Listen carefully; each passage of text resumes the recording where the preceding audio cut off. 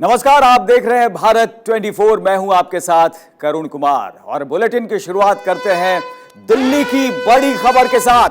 थोड़ी देर में MCD standing committee का चुनाव होगा। आज भी हालांकि सदन में हंगामे के आसार हैं। बुधवार को एमसीडी सदन में हाथापाई हुई थी और गुरुवार को सदन को स्थगित कर दिया गया था और आज एक बार फिर से सदन की कार्रवाई शुरू होगी। बुधवार को एमसीडी सदन में जमकर हाथापाई हुई थी। 23 घंटे की मैराथन बैठक चली थी और उस दौरान हाथापाई, हंगामा, जमकर हंगामा देखने को मिला था। अब एक बार फिर से सदन की कार्रवाई शुरू होने वाली है और हंगामे के आसार जताए जा रहे हैं। तो दिल्ली में आज एमसीडी स्टैंडिंग कमेटी का चुनाव है और चुनाव से पहले आम आदमी पार्टी को बड़ा झटका लगा है। यह बड़ी खबर आपको बता दें, आपके पार्षद पवन सहरावत बीजेपी में शामिल हो गए हैं। पवन सहरावत ने शामिल होने के साथ ही अरविंद केजरीवाल पर आरोप भी लगाया है। केजरीवाल ने हंगामे के निर्देश दिए थे। जो आम आदमी पार्टी में अरविंद केजरीवाल जी की सरकार में जो भ्रष्टाचार होते रहे हैं, उन भ्रष्टाचारों को देखते हुए हमारा इस पार्टी में दम घुटने लगा। उसके बावजूद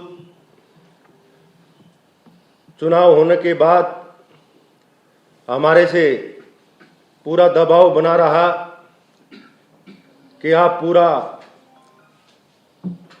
चाहे हाउस की बात हो, पूरा हल्ला मचा के रखो ताकि अभी चुनाव नहीं हो। बहुत बड़ा आरोप यहां पर लगाते हुए अरविंद केजरीवाल पर हंगामे का निर्देश दिया था पवन सहरावत, जिन्होंने पाला बदल लिया है, अब बीजेपी के खेमे में आ गए हैं। आनंद हमारे संवाददाता इस बीच हमारे साथ जुड़ गए हैं, उनका रुख करेंगे। आनंद, आपसे जानना चाहेंगे, एमसीडी सदन की कार्रवाई एक बार फिर से शुरू होने वाली है। हंगामे के आसार सिविक सेंटर में फिर से दिखाई पड़ रहे हैं, क्या अपडेट इस वक्त? जी, आपने बिल्कुल सही कहा। कुछ देर में ही एमसीडी की स्टैंडिंग कमेटी को लेकर चुनाव होना, जिसको लेकर तैयारियां शुरू हो गई। मैं आपको दिखाना चाहता हूं, आप मेरे पीछे देखिए, तो तमाम अधिकारी और सेफ्टी सिक्योरिटी को लेकर सिविल डिफेंस से लेकर दिल्ली पुलिस के जवान इस वक्त मौके पर पहुंच चुके हैं और अधिकारियों का पहुंचना धीरे धीरे शुरू हो गया। 10 बजे तक के लिए स्थगित की गई थी आप एमसीडी स्टैंडिंग कमेटी को लेकर, एमसीडी का वेल, और आप देख सकते हैं उसकी तैयारियां पुरजोर तरीके से चल रही हैं। तैयारियां पूरी कर ली गई हैं। तमाम पार्षदों का धीरे धीरे आना शुरू हो चुका है। और अगर हम लोग बात करें बीजेपी की, तो बीजेपी का साफ कहना है इस मामले में कि आज भी अगर स्टैंडिंग कमेटी का चुनाव होता है तो उसमें जो कि 45 के लगभग वोट डाले जा चुके हैं, उनको जब तक आम आदमी पार्टी या कहें मेयर निरस्त नहीं करती, बीजेपी उसका सपोर्ट नहीं करेगी और लगातार हंगामा करती रहेगी। लेकिन अगर आप बात करें आम आदमी पार्टी की, तो आम आदमी पार्टी का साफ कहना है कि जितने 45 वोट पड़ चुके हैं, अब उसके आगे के वोट डालने को लेकर ही अगर प्रक्रिया चलती है तो ये चीज़ें प्रॉपर स्टैंडिंग कमेटी का चुनाव हो पाएगा। लेकिन अब सबसे बड़ी देखने वाली बात ये होगी कि मेयर शैली ओबराय के हाथ में तमाम प्रक्रिया हैं कि अब कैसे, या तो बीजेपी के, जैसे कि बीजेपी का आरोप है कि तमाम जो 45 वोट पड़े हैं उनको निरस्त करा जाए, या उसके बाद 45 से ही आगे की अगर काउंटिंग होती है तो आप समझ सकते हैं कि हंगामा सदन में होने को लेकर पुरजोर तरीके से देखने को मिल सकता है। जी बिल्कुल आनंद, आपसे ये भी जानना चाहेंगे कि उसमें समस्या क्या बताई जा रही है, क्योंकि मोबाइल लेकर वो गए थे, वोट डाले थे और बीजेपी का कहना है कि वहां पर फोटो खींचकर उस फोटो को बाहर पहुंचाया जा रहा था, दिखाया जा रहा था और इसकी वजह से जिन्होंने वोट डाले हैं मोबाइल के साथ उनसे फिर से मतदान कराया जाए, इसे लेकर क्या रुख है? और साथ ही पवन सहरावत, जिन्होंने पाला बदला है, बीजेपी के खेमे में आए हैं ये पार्षद, बहुत बड़ा आरोप लगाया है अरविंद केजरीवाल के ऊपर कि निर्देश उनका साफ कि हंगामा करते रहो। क्या कहना है इसके बारे में, क्या और जानकारी मिल रही है?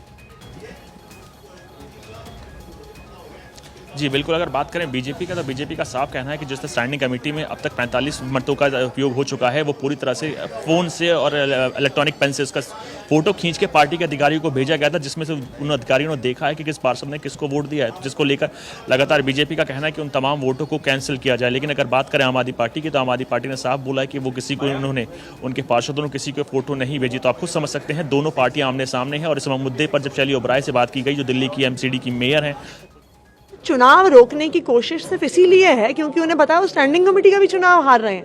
आपने देखा रेखा गुप्ता जी, जो उनकी मेयर की प्रत्याशी थी, किस प्रकार से सबने उनका वीडियो देखा है, माइक फोड़ रही हैं, तारे खींच रही हैं, पोडियम तोड़ रही हैं। ये क्या है? लोकतंत्र का सम्मान करे बीजेपी और आम आदमी पार्टी की सरकार बनने। आपने रेखा गुप्ता जिक्र किया, इससे जुड़ा हुआ सवाल। रेखा गुप्ता ने स्पष्ट तौर पर कहा कि मेरे साथी पार्षद के साथ मारपीट की गई, महिला पार्षद के कपड़े फाड़े गए, जो मेरा रिएक्शन आया उसके विरोध में था। रेखा गुप्ता जी का वीडियो पूरी दिल्ली ने और पूरे देश ने देखा है। आज पूरा देश देख रहा है कि भारतीय जनता पार्टी देश की राजधानी में क्या कर रही है। पूरा देश ये देख रहा है कि जो महिला मेयर बनना चाह रही थी, दिल्ली में एमसीडी की हेड बनना चाह रही थी, कौन भरोसा करेगा? कौन ऐसे माइक तोड़ता है? कौन पोडियम फोड़ता है? आप चुनाव हार गए हो, अपनी हार को डिग्निटी के साथ और सम्मान के साथ अपनी हार को मानिए और आम आदमी पार्टी की सरकार पूर्ण रूप से बनने दीजिए। शांतिपूर्ण ढंग से आज चुनाव हो, सदन की कार्रवाई चले, इसको लेकर क्या कुछ स्ट्रेटेजी आज आप लोगों की रहेगी? क्या आप देखिए, हम तो बीजेपी वालों के सामने हाथ जोड़ सकते हैं।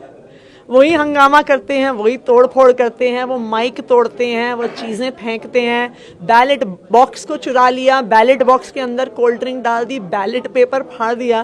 तो हम तो उनसे विनती कर सकते हैं कि सरकार बनने दीजिए, सरकार चले।